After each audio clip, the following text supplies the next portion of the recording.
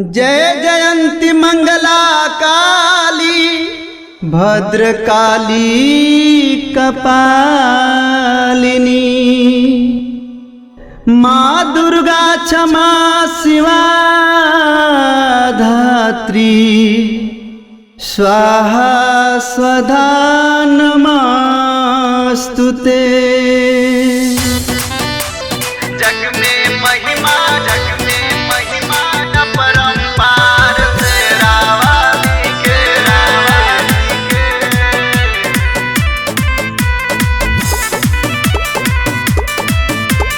जग में महिमा अपरंपार शेरा वाली के पौरल भगतन से दरबार शेरा वाली के। जग में महिमा अपरंपार शेरा वाली के पौरल भगतन से दरबार शेरा वाली के। शेरा वाली के जोता वाली के पहाड़ों वाली के। जग में महिमा अपरंपार शेरा वाली के पौरल भगतन से दरबार शेरा वाली के। जग में महिमा अपरंपार तेरा वाली के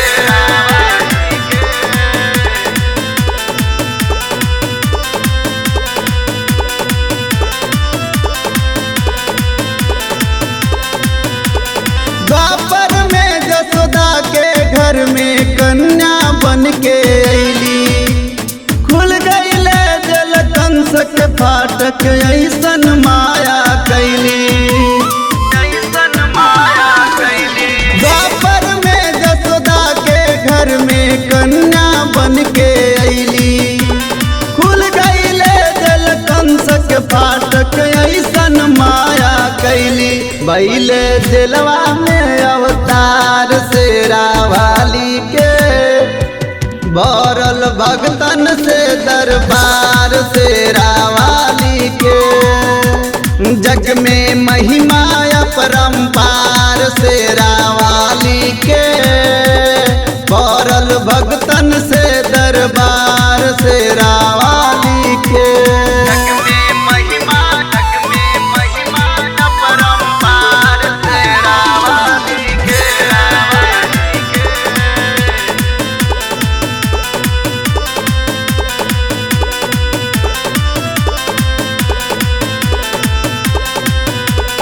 अष्टभुजी विंध्याचल वाली माया रूप निराली बा। धर्म के रक्षा कैली मैया दया दृष्टि बलशाली बा। अष्टभुजी विंध्याचल वाली माया रूप निराली बा। धर्म के रक्षा कैली मैया दया दृष्टि बलशाली बाटे धरती पे उपकार शेरा वाली के बौरल भगतन से दरबार शेरा वाली के। जग में महिमा अपरंपार शेरा वाली के बौरल भगतन से दरबार शेरा वाली के। जग में महिमा अपरंपार तेरा वाली के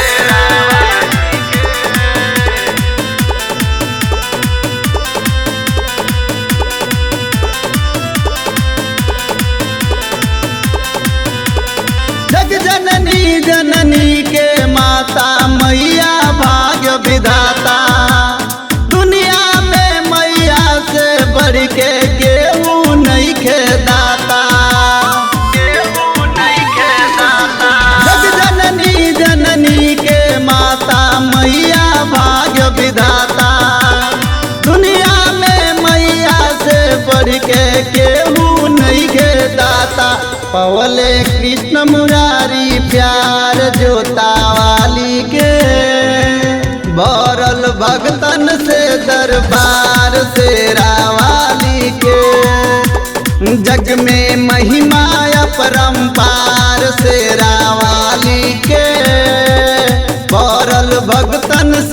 दरबार से